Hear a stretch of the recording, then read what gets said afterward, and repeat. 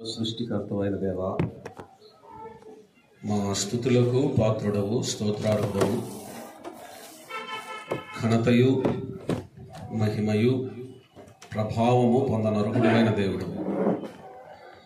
మీ పాదముల ఎదుట మా శిరస్సు వంచి మీకు నమస్కరిస్తూ ఉన్నాం, కొనియాడుచూ ఉన్నాం, పూజిస్తూ ఉన్నాం. ఆయన మాడల మీ ప్రేమ ఎంత అపారమైనది.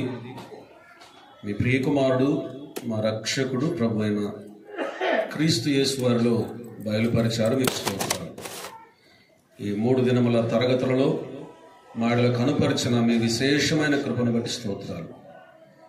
జాన్ పాల్ గారిని బట్టి మేము స్తుతిస్తున్నాం. దాస్తున్న నాయుడులో కూడా మీరు చూపిన కృపను బట్టి మీకు స్తోత్రాలు. ఏర్పాటు చేసే వారికి రావాల్సిన ప్రతిఫలాన్ని మీరు అనుగ్రహించే దేవుడు, హాజరైనటువంటి వారికి ఆత్మీయమైనటువంటి క్షేమాభివృద్ధిని కలుగు చేసే దేవుడు. అందుని బట్టి మిమ్మల్ని స్తుతిస్తున్నాం. ఈ తరగతులలోని ఈ ముగింపు వర్తమానంలో కూడా మాతో మాట్లాడండి. మీ సన్నిధిని మేము అనుభవించగలిగిన కృపను దయచేయండి. మీ వాక్యం చేత మమ్మల్ని తాకండి, స్పృశించండి, మమ్మల్ని పురుకొల్పండి. ప్రభువా, మీకు స్తోత్రాలు చెల్లించుకుంటున్నాం. ఆశ గలవాని ప్రాణములు తృప్తిపరిచే దేవుడు నాయన, స్తోత్రాలు. మీ కృపను బట్టి మిమ్మల్ని స్తుతిస్తూ, జీవము గల మీ మాటల కొరకు ఆశతో ఎదురు చూస్తూ, మీ ప్రియకుమారుడు, మా రక్షకుడు, ప్రభు అయిన క్రీస్తు యేసు వారి నామము పేరట స్తుతులు స్తోత్రాలు చెల్లించుకుంటూ వేడుకుంటున్నాము తండ్రి, ఆమేన్. మహోన్నతుడైన జీవము గల దేవునికి ఘనత, మహిమ, ప్రభావములు ఆరోపిస్తున్నాం. మరి విశేషంగా Bible truth study centre BTSC ఈ ప్రారంభ తరగతులకు దేవుని దాసులు జాన్ పాల్ గారితో కూడా నన్ను ఆహ్వానించిన సహోదరులు ప్రవీణ్ కుమార్ గారికి, ప్రయాసపడుతున్న బాధ్యత వహిస్తున్న వారందరికీ కూడా మన ప్రభువును రక్షకుడునైన క్రీస్తు యేసు వారి నామంలో వందనాలు తెలియజేస్తున్నాం. కేవలం బోధించటం మాత్రమే కాక మీ సహవాసంలో ఆనందించామని సంతోషిస్తున్నాం. ఈ ప్రాంతానికి రావాలంటే కేవలం వాక్యం బోధించడం మాత్రమే కాదు, కానీ సహోదరులతో కలిసి సహవాసం చేయటం కూడా సంతోషకరం. అపోస్తలుల బోధ యందును, బోధ తర్వాత ఏమిటి? సహవాసం అని అంది కదా. కనుక సహవాసంలో కూడా ఆత్మీయమైనటువంటి పురికొల్పు ఉంటుంది. జాన్ రత్నం గారితో రొట్టి విరిచారు. జాన్ రత్నం గారు ఆయన మాకు కమాండర్. మేము ఏమి తినాలని అడగటం కాదు, ఏమి తాగాలని అడగటం కాదు, మీరు ఇది తినండి, ఇది తాగండి, ఆయనే మాకు ఆజ్ఞాపిస్తాడు. అంటే ఏ కొరత లేకుండా మాతో కూడా ఉండి దేవుని సేవకులమని మమ్మల్ని ప్రేమించి పరిచర్య చాలా చక్కగా చేస్తారు. ఇంతకుముందు ఎక్కువ తరగతులకు వచ్చినప్పుడు కూడా చక్కని పరిచర్య చేశారు, ఇప్పుడు కూడా చేస్తూ ఉన్నారు. ఎప్పుడు నవ్వుముఖం. సోదరుని బట్టి ప్రభువును స్తుతిస్తూ ఉన్నాం, ప్రత్యేకమైన వందనాలు తెలియచేస్తూ ఉన్నాం. వాస్తవానికి ఈ రక్షణ నిశ్చయత నాకు చాలా ఇష్టమైనటువంటి అంశం. నేను ఎంతగానో సంతోషిస్తూ ఉన్నాను, ప్రభువును స్తుతిస్తూ ఉన్నాను. ఇది ముగింపు అయిపోయింది. ఈ మొదటి తరగతులకి ఇది ముగింపు అని నాకు అర్థమైంది. ఎందుకంటే ఓన్లీ టీ బిస్కెట్ లేదు, బిస్కెట్లు అయిపోయినాయా? పొద్దుటే అయిపోయింది. కనుక చాలా స్పష్టంగా ఇది ముగింపు తరగతిని మాత్రం అర్థమవుతా ఉంది, మాటలతోనూ క్రియలతో కూడా. మెట్టుకు దైవ సన్నిధిని మనము ఆనందించాము, ఆస్వాదించాము. దేవుని వాక్యాన్ని మనం నేర్చుకుంటూ ఉన్నాం. మీకు బోధించడం ద్వారా మేము కూడా నేర్చుకుంటూ ఉన్నాం, బోధిస్తూ నేర్చుకోవటం. అందుని బట్టి ప్రభువును స్తుతిస్తూ ఉన్నాం.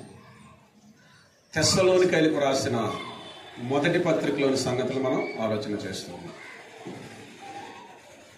1వ అధ్యాయంలో వందనం తర్వాత అభినందనం మనం చూసాం. వారి యొక్క సాక్ష్యం, వారి యొక్క శక్తి, వారి యొక్క సేవ, వారి యొక్క సహనం. 2వ అధ్యాయంలో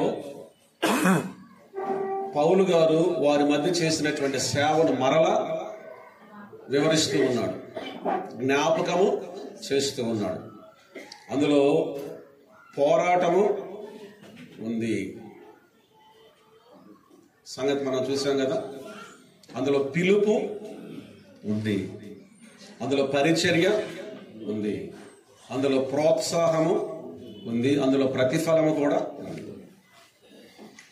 అందులో పరిచర్యల గురించి కొన్ని విషయాలు మనం ధ్యానం చేశాం. దేవుని యొక్క పరిచర్య ఎలాగూ ఉండాలి, 3 రకాలుగా మనం ఆలోచన చేశాం.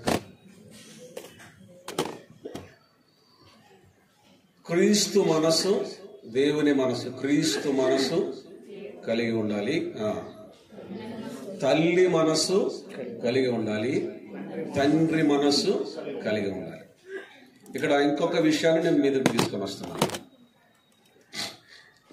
పౌలు గారు అక్కడ ఒక విషయాన్ని ఏమని ప్రస్తావిస్తున్నాడంటే, అపోస్తలత్వం యొక్క అధికారాన్ని నేను మీ మధ్యలో ఉపయోగించలేదని. దానికి అర్థం ఏంటి? అధికారిగా నేను మీ మధ్యలో వ్యవహరించలేదు. ఎలా వ్యవహరించాను? తల్లిలాగా వ్యవహరించాను, తండ్రిలాగా వ్యవహరించాను. ఈ అధికారాన్ని మీద నేను ఉపయోగించుకోవటము లేదు, ఉపయోగించుకోలేదు. అపోస్తలుడనే అధికారం, ప్రవక్త అనే అధికారం, ఇంక ఇప్పుడేం అధికారాలు ఉన్నాయి? ఇప్పుడు ప్రవక్తలు అపోస్తలు లేరు కదా, ఇప్పుడేం అధికారాలు అని చెప్పండి. బిరుదును, అధికారాన్ని నేను ఉపయోగించుకోలేదు. నేను ఏ మనసుతో మీ మధ్యలో పనిచేశానంటే, దేవుని చిత్తం నెరవేర్చిన క్రీస్తు మనస్సు. క్రీస్తుని గురించి దేవుడు ఏమన్నాడు? ఈయన నా ప్రియకుమారుడు, ఈయనందు నేను ఆనందించుచున్నాను. మేము దేవునిని సంతోష పెట్టేవారముగా మీ మధ్యలో క్రీస్తు కలిగిన మనస్సును కలిగి. రెండవదిగా, తల్లి ఎలాగైతే ఒక బిడ్డ ఎడల సంపూర్ణ బాధ్యత తీసుకుంటుందో, అంటే బిడ్డ యొద్ద నుండి ఏది ఆశించకుండా, అర్థమవుతుందండి? బిడ్డ యొద్ద నుండి ఏది కూడా ఆశించకుండా ఒక తల్లి తన బిడ్డకు ఎలాగూ సేవ చేస్తుందో అలాగూ మేము మీ మధ్యన సేవ మీ యొద్ద ఏది ఆశించకుండా, తుదక మా అవసరాలకు కూడా మేము కష్టపడ్డాం. ఏది కూడా మీ ఎదుట మేము తీసుకోలేదు. తల్లి నిస్వార్థంగా బిడ్డకి సేవ చేసినట్లుగా మేము మీకు సేవ చేసాం. అది తల్లి మనసు. ఆ తర్వాత తండ్రి హెచ్చరిస్తూ ధైర్యపరుస్తూ ఉన్నట్లుగా మేము మిమ్మల్ని హెచ్చరిస్తూ ఉన్నాము, ధైర్యపరుస్తూ ఉన్నాము. కనుక తండ్రి మనస్సు కలిగి మేము మీ మధ్య పని చేసాము, పరిచర్య చేశాము. కనుక తండ్రి ఎప్పుడు కూడా బిడ్డలు ఏం చేస్తాడు? హెచ్చరిస్తాడు, అదే సమయం ధైర్యపరుస్తాడు. భుజం తట్టి అంటారే, అలాగ ధైర్యపరిచే పరిచర్య మేము చేశాము. మిమ్మల్ని ప్రోత్సహించే విషయంలో మేము ఎంత మాత్రం వెనుకాడిన వారం కాదు. కనుక తండ్రి ఎలాగ బిడ్డల ఎడల బాధ్యత తీసుకుంటాడో అలాగే మేము కూడా మీ ఎడల బాధ్యత తీసుకున్నాము. దేవుని చిత్తాన్ని నెరవేర్చిన క్రీస్తు మనసు, నిస్వార్థమైన మనసు కలిగిన తల్లి మనసు, బాధ్యతతో కూడిన తండ్రి మనస్సుతో మేము మీ మధ్య పనిచేస్తాం. ఇందుకు దేవుడు సాక్షి, అది కూడా చూసాం కదా. దేవుడు సాక్షి, మీరు సాక్షులు, మేము కూడా సాక్షులు. ఇది సేవా సాక్ష్యం. సేవా సాక్ష్యంలో ఈ 3 ఉంటే చాలు. ఒకటి, దేవుడు సాక్షిగా ఉన్నాడు, దేవుని చేత అంగీకరించబడే పరిచర్య. దేవుడు సాక్షిగా ఉన్నాడు. మీ మధ్య మేము చేసిన సేవకు దేవుడు సాక్షి. మనం ధైర్యంగా చెప్పగలం ఈ మాట. అక్కడ కొంతమంది ఉన్నారు, ఏం చేసేవారు? కపటమైన బోధ, అపవిత్రమైన బోధ, ధనాపేక్షను కప్పిపెట్టే మోసయుక్తమైన బోధ. ఇంకా ఒక మాట అన్నాడు, ఏంటది? ఇచ్చకపు మాట. ఇవేమి మేము ఉపయోగించలేదు. నేను అంటున్నాను, వీటన్నిటికీ కూడా ఒకటే కేంద్రం. సరే, జ్ఞాపకం చేస్తుంది. ఏమన్నా ఇక్కడ? కపటమైన బోధ,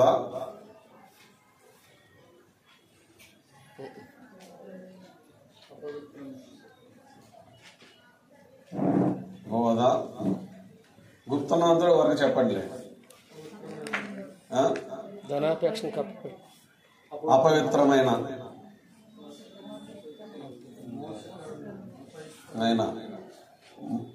మోసయుక్తమైన తర్వాత ఇచ్చకపు మాటలు.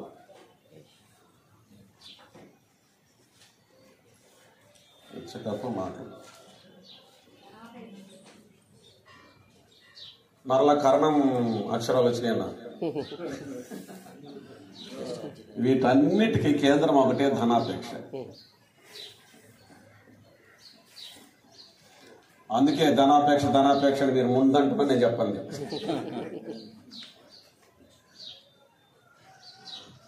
ధనము కాదు, ధనాపేక్ష. ధనాపేక్ష ఎంత ప్రమాదం అంటే వాక్యం ఏం చెప్తుందంటే ధనాపేక్ష ప్రమాదం గురించి ఏమైనా చెప్తారా మీరు? ఒకటి రెండు మాటలు. సమస్త కీడులకు మూలము. ఆ తర్వాత మీరు దాని వల్ల జరిగే పర్యవసానాలు చెప్తున్నారు.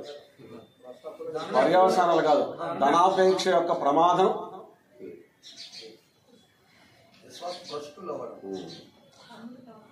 ఓకే, ధనాపేక్షలో ఉండే డేంజర్, ప్రమాదం ఏంటంటే అది దేవుని స్థానాన్ని తీసుకుంటుంది. అందుకే ప్రభువు యేసుక్రీస్తు వారు ఏమన్నాడు? మీరు దేవునికి లేకపోతే ఇంకొకరు నెక్స్ట్ ఎవరు? సిరికిని దాసులు కానేరరు అని అన్నాడు. కనుక ఈ ధనాపేక్ష ఎంత ప్రమాదకరమైందంటే కొందరు విశ్వాసము నుండి తొలగిపోయి తమ్మును తామే పొడుచుకొనురి అనింది. ధనాపేక్ష సమస్తమైన కీడులకు. మనం ఇప్పుడు చెప్పండి ఈ విషయాలని. కనుక వీటన్నిటికీ మూలం ఏంటి చెప్పండి? ధనాపేక్ష. ధనం ఉండటం కాదు, ధనాపేక్ష కలిగి ఉండటం. ధనాపేక్షను జయించాలి. అందుకే వాక్యం ఏమన్నాడంటే, నేను చెప్పాను దేవుని స్థానాన్ని తీసుకుంటుంది అని.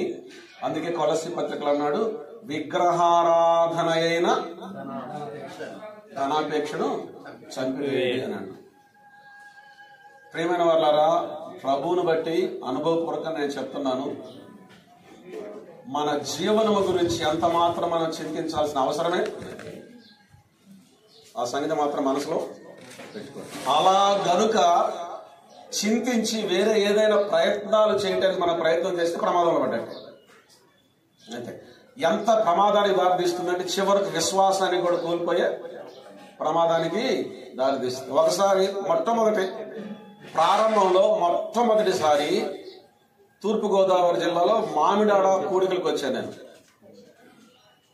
సమయల్ గారు ఒక ముఖ్యమైన కారణాన్ని బట్టి వెళ్ళిపోయారు. అంటే కిషోర్ బాబు గారు యొక్క నాన్నగారు చనిపోయారు, అమ్మగారు చనిపోతే వెళ్ళిపోయారు. అప్పుడు ప్రవీణ్ కుమార్ గారు మెసేజ్ ఇచ్చారు, అది గుర్తుంది నాకు. జక్కయ్య మారు మనసు పొందిన వెంటనే తన వైఖరులు వచ్చిన మార్పు ధనం ఎడల. ఎప్పుడు గుర్తుంటుంది. కనుక ఒక వ్యక్తి మారు మనసు పొందిన వెంటనే, రక్షింపబడిన వెంటనే మొట్టమొదటిగా ఆ వ్యక్తి యొక్క వైఖరి ఏ విషయంలో మారిపోయింది? ధనం విషయంలో. సోదరుడు జ్ఞాపకం చేశాడు, జక్కయ్య నేడు ఇంటికి రక్షణ వచ్చి ఉన్నది అని అన్నాడు. తర్వాత ఏమన్నాడు? తీసుకున్నది ధనము ఎడల మన వైఖరి సరిగా ఉంటే ధన్యులమే. తర్వాత ఇవన్నీ కూడా వాటికే కారణం. కానీ వీటన్నిటిని మేము ఆశించలేదు అని తర్వాత వాళ్ళని ప్రోత్సాహపరచండి. మీరు ఏ శోధనలో, ఏ శ్రమల్లో గుండా అయితే వెళుతూ ఉన్నారో మేము వాటినే ఎదుర్కొన్నాము, వాటిని మేము అనుభవిస్తూ ఉన్నాం. మీరు అధైర్యపడాల్సిన అవసరం లేదని ప్రోత్సహిస్తున్నారు. ఆ తదుపరి మనకు ప్రతిఫలం దేవుడే ఇస్తాడు అని అన్నాడు. ఇక్కడ ఒక ముఖ్యమైన విషయాన్ని మీ మనసులోనే తేవాలనుకుంటున్నాను. వాస్తవానికి పౌలు గారి యొక్క ఆలోచన ఏంటంటే, తెస్సలోనికయలను దర్శించి ఏం చేయాలి? వారిని ఆదరించాలి, ప్రోత్సాహపరచాలి అనుకున్నాడు. కానీ వీలు కాదు. ఆ వీలు కానిటువంటి పరిస్థితిలో అపవాది మమ్మను, సాతాను మమ్మను అడ్డగించను అని అన్నాడు. మీరు అట్లా చూస్తుంటే నాకు చదవాలనిపిస్తుంది. 2వ అధ్యాయము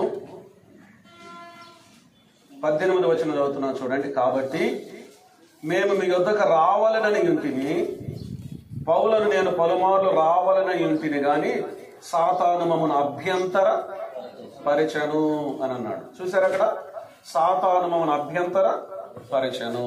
పౌలు గారేమో రావాలని ఉన్నాడు, సాతాను ఏం చేశాడు? అభ్యంతర పరిచాడు, ఆటంక పరిచాడు. అలా జరుగుతుందా? ఇక్కడ విషయం ఏమిటి అంటే, దేవుని యొక్క చిత్త ప్రకారం పనిచేసే వారికి సాతాను అడ్డుపడితే జరిగే విషయం ఏంటంటే వాడికి దెబ్బపడినట్టే లెక్క. అర్థమైందని నేను చెప్పిన మాట. టైసన్ ఓడించిన హోలీఫీల్డ్, ఇవాండర్ హోలీఫీల్డ్. ఇవాండర్ హోలీఫీల్డ్ ఎదురుగా ఒక సామాన్యమైన వ్యక్తి పోయి నిలబడ్డాడు అనుకోండి, అడ్డగించాడు అనుకోండి, ఇక్కడ నుంచి వెళ్ళటానికి లేదు అని, ఏం జరుగుతుంది చెప్పండి? ఏం జరుగుతుంది? వాడి దెబ్బ పడినట్టు. కనుక దేవుని పనిని ఎప్పుడైనా సరే అడ్డగించడానికి అపవాది ప్రయత్నం చేసినప్పుడల్లా వాడికి దెబ్బపడింది. ఇక్కడ ఏమనుంది? అభ్యంతర పరిచను అనింది కదా. అంటే ఆగిపోయిందా పౌలు గారికి పరిచర్య? వినండి, అపవాది ఏమనుకున్నాడు తెలిసిన? యేసుక్రీస్తు ప్రభువారిని ఆయన పని ముగిస్తే చాలు అని అనుకున్నాడు. అందుకే